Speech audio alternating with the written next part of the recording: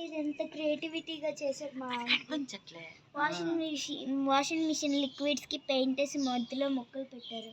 చూడండి ఇలా భలే చేశారు. ఇక్కడ వాటర్ బాటిల్స్తో చేశారు. ఇది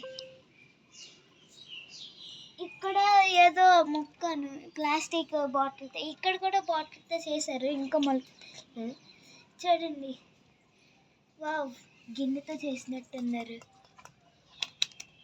నైస్.